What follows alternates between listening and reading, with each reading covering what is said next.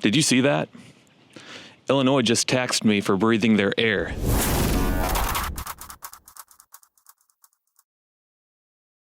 This is easily the most beautiful part of Illinois that I've seen. Looks a lot like my home state of Michigan.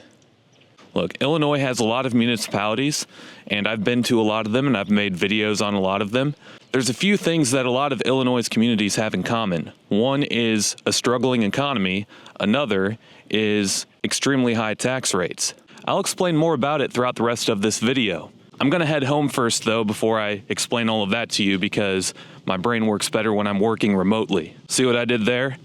In this video, I'm going to explain how the state of Illinois has turned its economy into a hot bag of vomit. Yeah, and when you look at the data from the neighboring states, you'll quickly see that it's not coincidental. As in, it's not the crappy weather causing a trend for everyone to move south, because if that were the case, then why did Minnesota, which has crappier, colder weather, grow by 400,000 people between 2010 and 2020?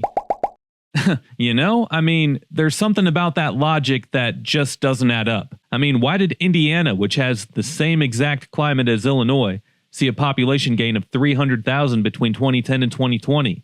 Why did Wisconsin see a net gain of 200,000 people? Even Michigan saw a growth rate of 190,000 people during that decade, all at the same time, while Illinois saw a net loss of 18,000. Only one state lost more people than Illinois during that decade. Do you want to know which one it was? It would be West Virginia, which lost 59,000 people, and everybody in this country knows about the economic status of that state. Heck, people make jokes left and right about West Virginia everywhere you go, but no, it's not because of the crappy weather, and it's also not the lame excuse of manufacturing jobs being shipped to Mexico, because Illinois is not unique in that. Every single state in the union has been affected by the loss of manufacturing jobs. So no, those would not be the reasons. The reasons would be because Illinois is a severely corrupt state, residents are being criminally taxed out of their homes, and business taxes are through the roof as well. That is what's causing a mass exodus from the land of Lincoln. I mean, can you imagine paying those types of property taxes? $6,200 on a $200,000 home annually? Can you imagine paying that every year to live in a community that looks like this? Unfortunately, there's a lot of that, especially in southern Cook County, and you can check out my Chicago Suburbs playlist, where you can see complete videos on several places like Chicago Heights. But really quick, as if you enjoy this video, make sure to hit that like button and subscribe. I hear that there's a conspiracy theory out there that if you do those two things, that your vote will count twice on election day. So I don't know about you, but that sounds like a good deal to me.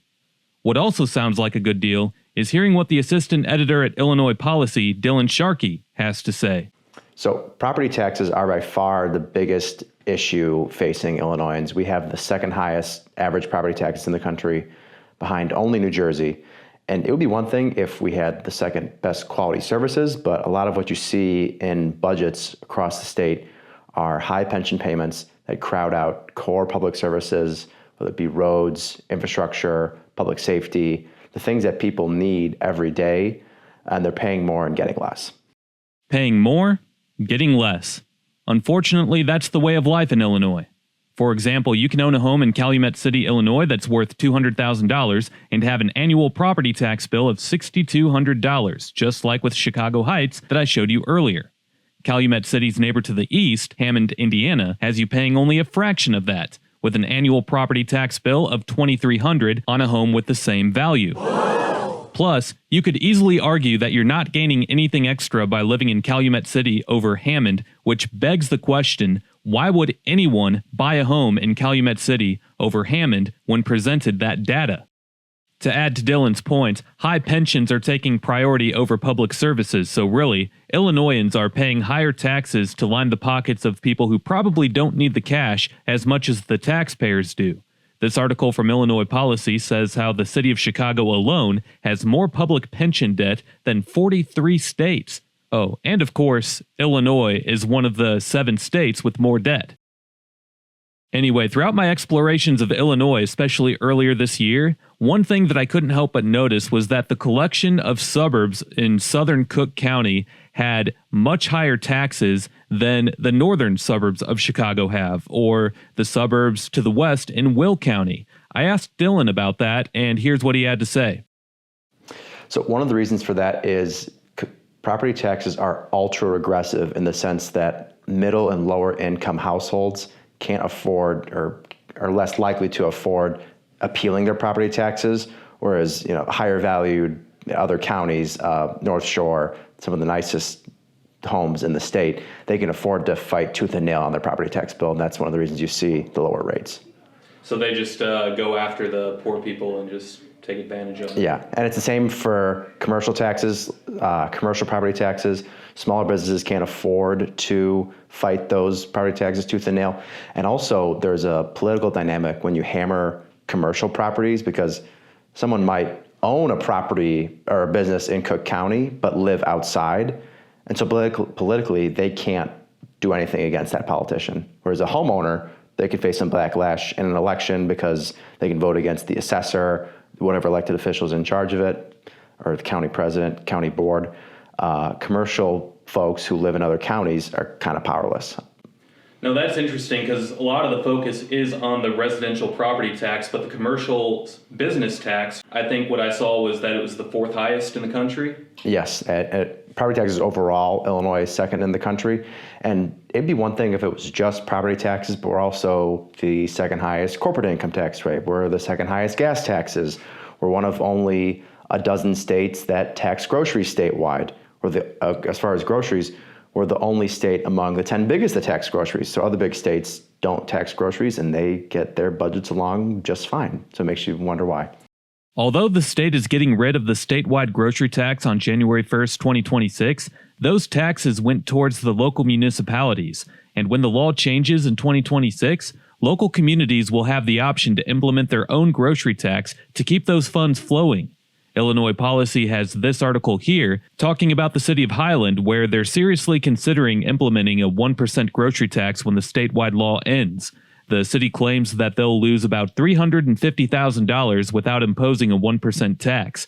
It's that, or the city of Highland will have to slash their budget.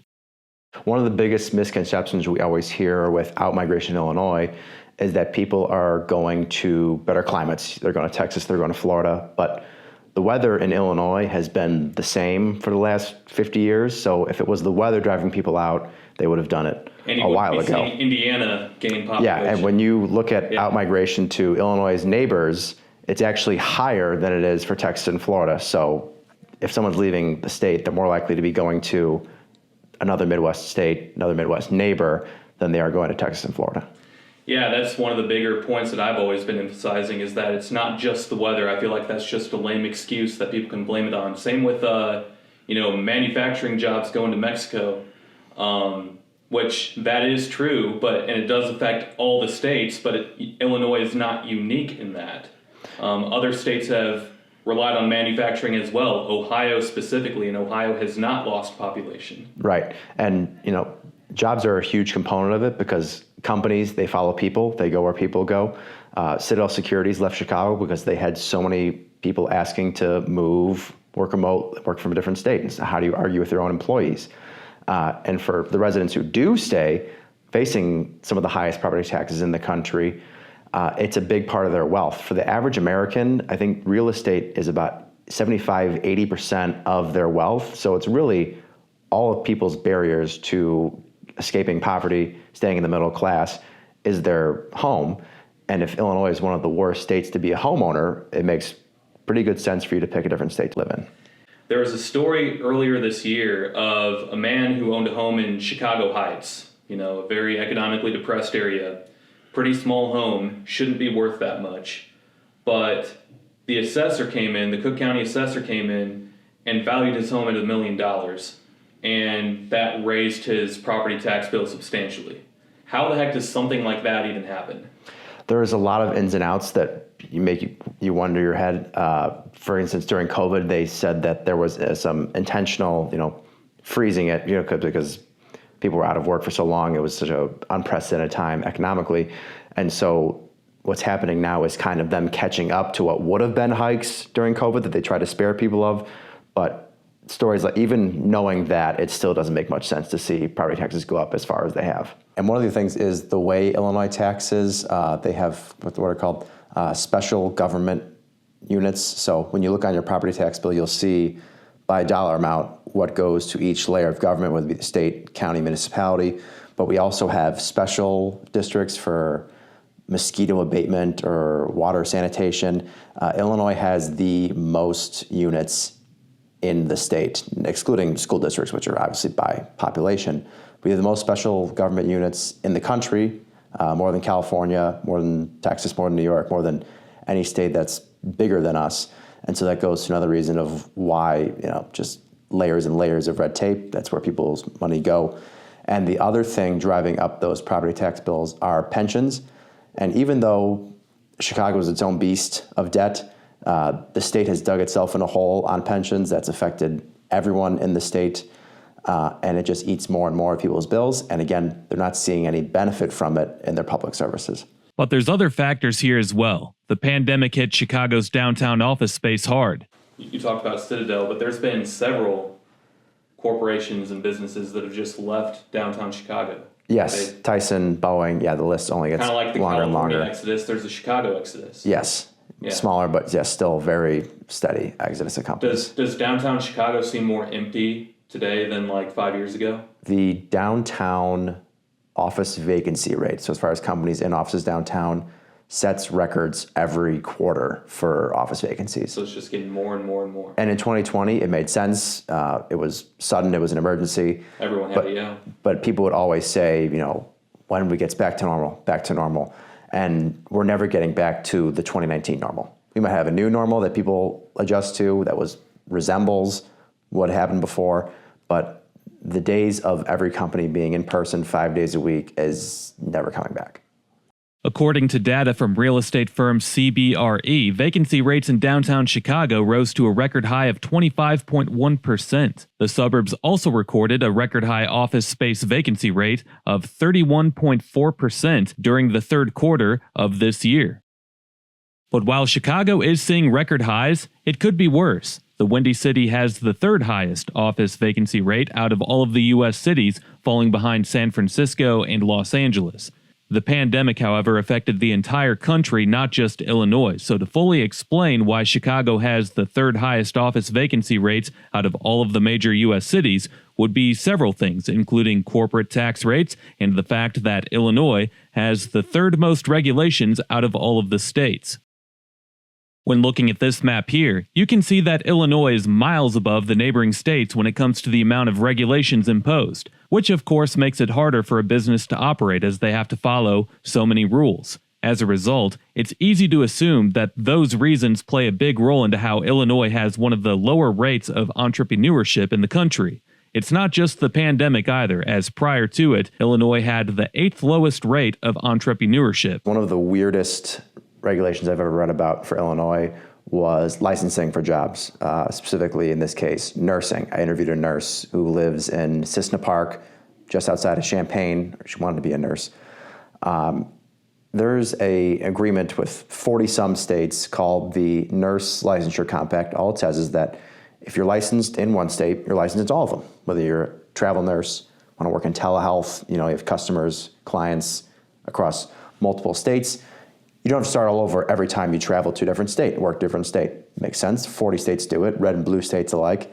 Illinois is one of those states that isn't part of that compact. And so for her, when she's applying for telehealth jobs where you have patients on Zoom meetings across different states, none of the companies she's applying to take her seriously because they see Illinois, they know Illinois is not in the compact, and they go with somebody else. And that's a small example of how the government gets in the way of people just trying to make a living. What are some of the other weirder ones for maybe restaurant owners or any kind of business owners or ones that you can think Well, for restaurant owners in any state, it's been hard since COVID to deal with the changing climate. In downtown Chicago, you have businesses that were accustomed to people being in the office 5 days a week. Now with hybrid schedules, you have a lot of folks only working in the office maybe 2 to 3 days a week. So they're still coming downtown, and it still feels normal. You look around on a single day, it might seem fine, but you have to remember that there's a lot of people who have stayed home. People are only coming in a few days a week.